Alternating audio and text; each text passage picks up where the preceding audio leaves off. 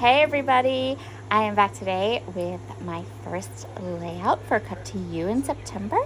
We're going to be working with that heritage photo I just showed you. I'm going to use the vintage pram cut file, and my idea is to tuck my photo into that pram. So cute. I'm going to use the fresh bouquet collection from Create Paper. I pulled it out of my stash.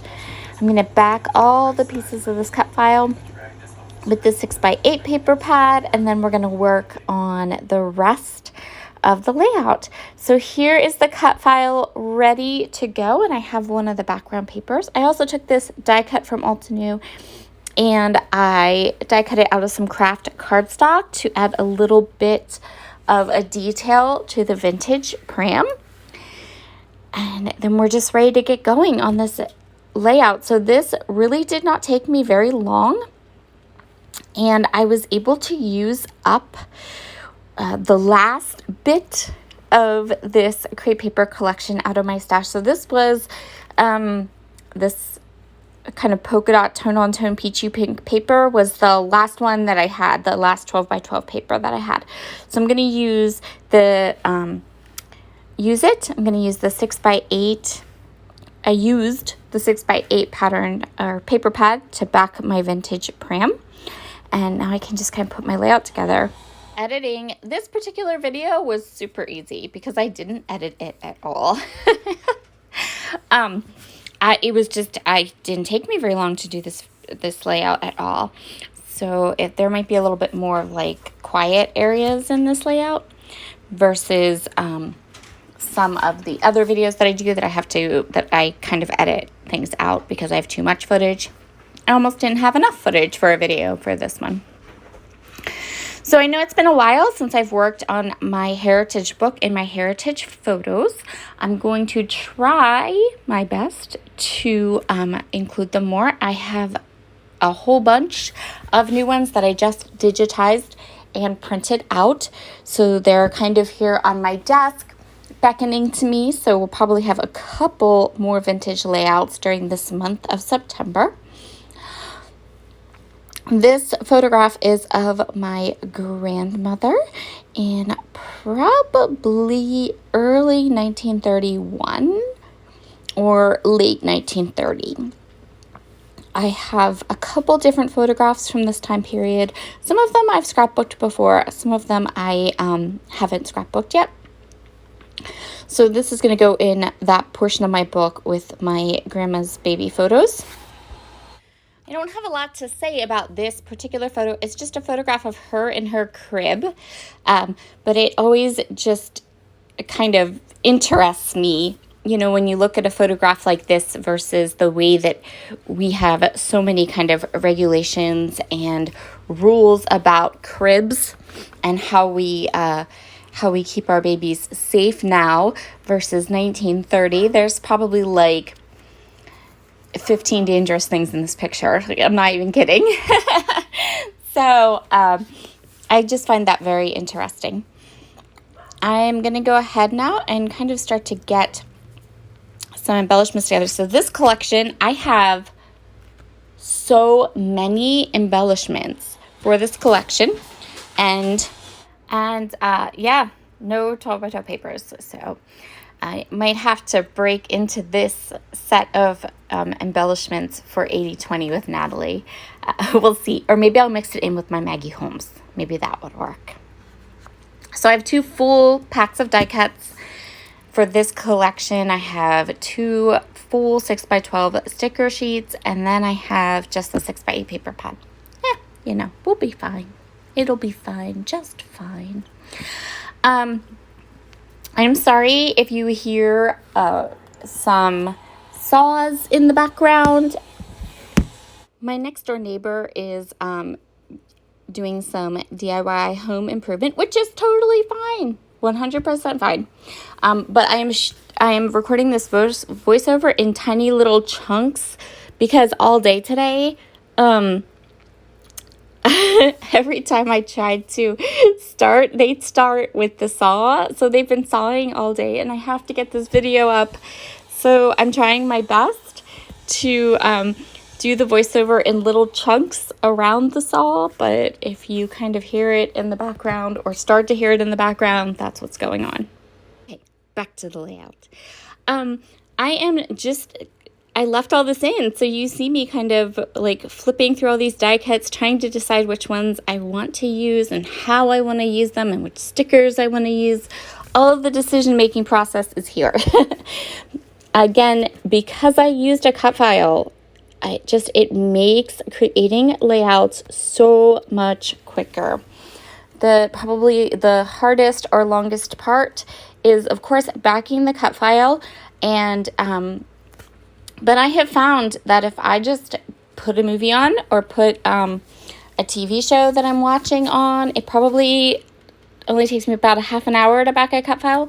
But then again, that's because Gwen's cut files are amazing. And the way that she designs them, there's no teeny tiny little parts that you have to back. It's mostly larger parts and pieces, which works out perfectly. And it's also because I do this a lot. Let's talk about that metal die for a second. So this metal die is from Altenew. It's probably the largest die that I have, and I love it. Do you see how like lacy and intricate and amazing it is? So I picked this up. It's made by Altenew, so it would definitely be on their website, but I purchased it at a cherry on top, and it's amazing. You do have to put it through your Big Shot a couple times, but otherwise, once you do, you're good. It's so pretty. I just love it. Okay, so I've kind of made some design decisions here about what I'm going to use. I really loved these kind of cream-colored flowers with just the hint of the gold and blue. I liked how that was kind of neutral, so it didn't try to compete color-wise with all the colors that I backed the prim with, and I really liked how it kind of set off that sepia photo. I'm going to use the two stickers there, that one that says beautiful, and then I also put a little bit of a label behind it, and I'm going to use that as my title. So I'm keeping the title really kind of small and simple because you have the vintage pram and the photograph, and I think that within my album will kind of just flow really nice, and we didn't need a lot of a lot of extra kind of journaling or anything like that. Sometimes we do, but today for this photo we didn't. And so I'm just going to add a couple things. I really wanted to use some of these little bird animals. So I have a hummingbird, and then I'm going to put a little bunny beside the photo as well. And a little bow. I just loved this collection. And I was so happy when I was kind of digging through my stash and remembered I still had just enough to be able to do this heritage layout with it and to be able to use this particular cut file. This particular cut file, I have a sentimental reaction to it because my grandmother, who is the baby in that photo, the entire time that I grew up, my whole childhood, she had this vintage pram. It looked exactly like this. It was made of some straw, or not straw, but it was wicker, right? And it was so cute. And she had it my whole childhood. And I have a photo of a pram that is very similar to that one that I have coming up to Scrapbook. It's not exactly the same one, but it looks exactly like it. And it's a photograph from my grandfather when he was a baby. So, but yeah, so when I saw this, when Gwen released this, I knew it needed to be used. So I'm not quite sure where I went here. Oh, I think I'm just putting some tape runner on the back of the die cut. I chose to cut the die cut in craft as opposed to white, just for a little bit of contrast, and because I was wanting to pull in all the colors from those kind of neutral floral, and it was it had some cream and some white kind of mixed together, and then some of more of a golden craft colored leaves. So I went ahead and kind of just went with those colors. And so I decided I would do the doily piece in craft. I am popping up a couple of these little flowers and elements here, or not flowers, but the little, like the butterfly, the hummingbird, the cute little bunny rabbit. They're all going to get some foam tape on the back of them. And then I can kind of give them a bit of a pop-up. The nice thing is that this is all from American Crafts.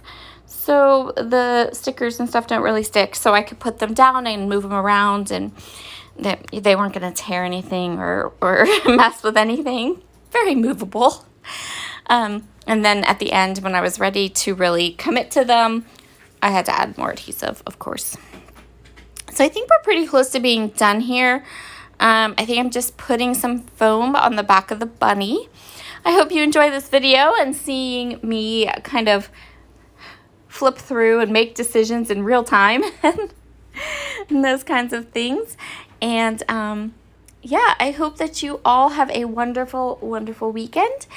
And I will see you all again probably quite soon. I do these videos for cut to you way, way, way ahead of time, so I'm not really sure what's going on my channel in real time, but I know this goes up on a Saturday, so I feel comfortable enough to tell you to have a good weekend. And here are all of the close-ups, and I hope you enjoyed this video. I know it's been a long time since I've done a heritage layout. There will be more coming, but check out that crib. So dangerous. That's what my brain says as a mom. That's so dangerous. But my grandma lived to 80 and she was fine. So she lived to 87 actually. Have a wonderful day, and I'll see you all again soon. Bye.